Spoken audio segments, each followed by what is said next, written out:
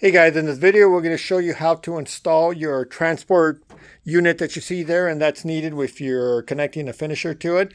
So if you're receiving the machine from us, you're going to see a bracket underneath this during the shipping. You're also going to see a couple screws here on each side, so a total of 4 that are not tightened all the way. Same thing with the finisher. You're going to see a couple screws here that are not tightened all the way because you're going to remove those to install that. You're also going to see a couple trays on the back, and that's so that it ships safely over to you. So let's get started. I'll show you how to begin. Okay, so for this, all we need is a Phillips screwdriver. We're going to use a power one to go quick, but a hand one is just fine.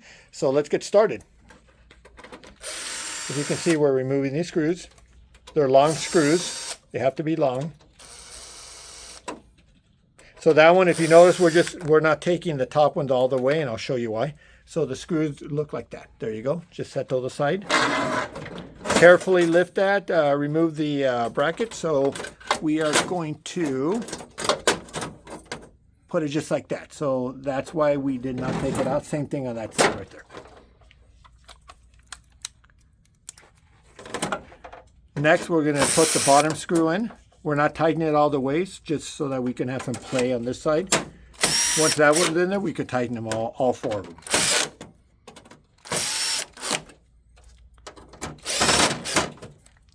Next thing we're going to do, we also put a couple screws there, not tightened all the way so that we just don't lose them. Take those out. Those are short little screws, just like that. Just like that. So now you're going to find, let me put some light here. You're going to find a little open, let me lower the light here. Okay, so you're also going to see a pin there. This is just a guide pin. If you find yours that it's bent, and that happens a lot during transit, just with your hand, just adjust it back. It's got to look straight, just like that. So if it's crooked, don't worry, it's just a guide pin. So we're going to insert that into that square that you see right there, and also on the back. I don't know if you could see that. Let me remove this. Here you're going to see another hole, and there's another pin right there as well. And again, if it's bent, just straighten it out. No big deal. Here we go.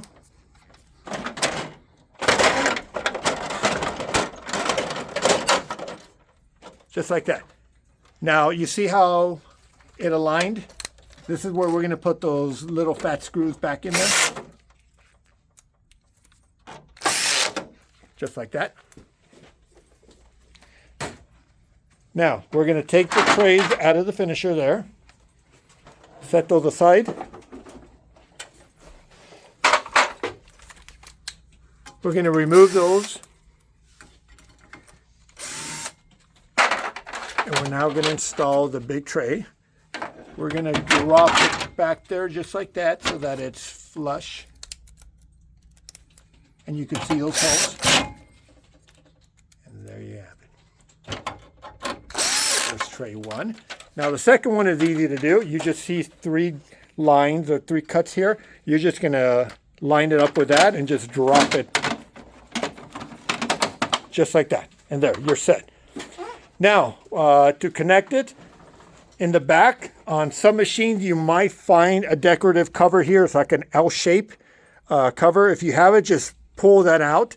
We took that out just to make this video quicker. You're going to find a cable. Let me get to the other side here. You're going to find a cable coming out of the finisher right there. I'm going to come back around this way with 2 connectors on it, a white one and the black tip right there.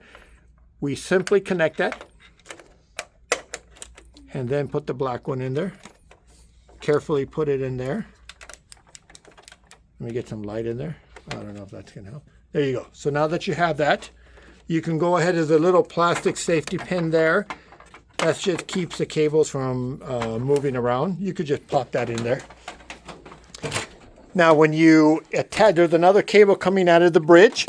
In order to connect that, you need to do a V shape.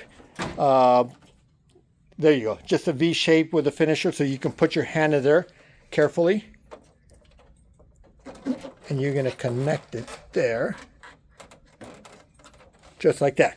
Now we're almost done. So now you're going to open up the front door. You're going to see a metal latch. You just pull that out, just like that.